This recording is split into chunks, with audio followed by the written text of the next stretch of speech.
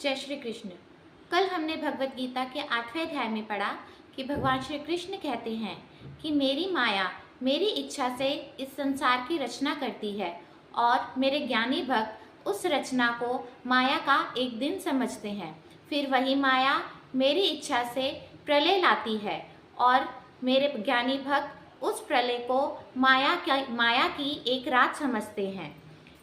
इसी तरह सब प्राणी कर्मों के जाल में फंसे हुए बार बार उत्पन्न होकर उसी माया में समा जाते हैं, किंतु मेरा भक्त मेरी परम गति मेरे परम धाम को प्राप्त करने के बाद इस जीवन मृत्यु के चक्र से मुक्त हो जाता है। तो चलिए हम आगे पढ़ते हैं। भगवान श्री कृष्ण कहते हैं कि जिस समय शरीर को त्याग कर योगी लोग जन्म मरण के बंधनों से छूटते हैं, वह समय मैं तुमको कहता हूँ। अग्नि ज्योति वाले दिन चांदना पक्ष शुक्ल पक्ष उत्तरायण के 6 महीने में जो योगी शरीर को छोड़ते हैं, वे योगी ब्रह्म को प्राप्त होकर फिर वहां से नहीं लौटते।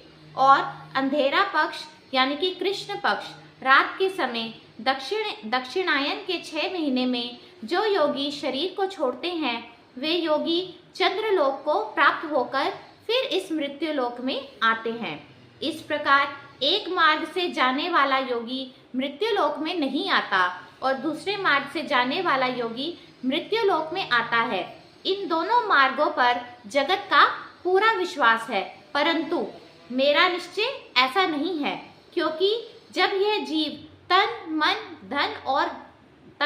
धन मेरे अर्पण करता है, तब योगी के दर्जे को प्राप्त होता है।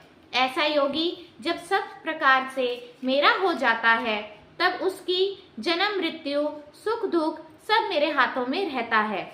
जिस समय मेरी इच्छा होती है, उस समय मैं अपने प्यारे योगी को अपने पास बुला सकता हूँ, चाहे चांदना पक्ष हो या अंधेरा पक्ष हो। हे कुंती पुत्र, पहले कहे हुए दोनों मार्ग त्रिगुण शास्त्र के अनुसार ऋषि मुनि लोगों का मत है।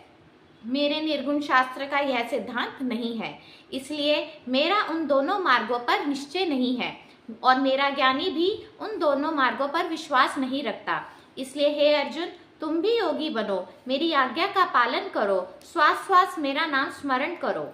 हे अर्जुन, वेद पढ़ने से, अश्वमेघ आदि यज्ञ करने से, कृष्ण चंद्रायण आदि तप करने से, पृथ्वी स्वर्ण आदि दान करने से जो फल शास्त्रों में कहा है, वह सब त्रिगुण धर्म का फल है।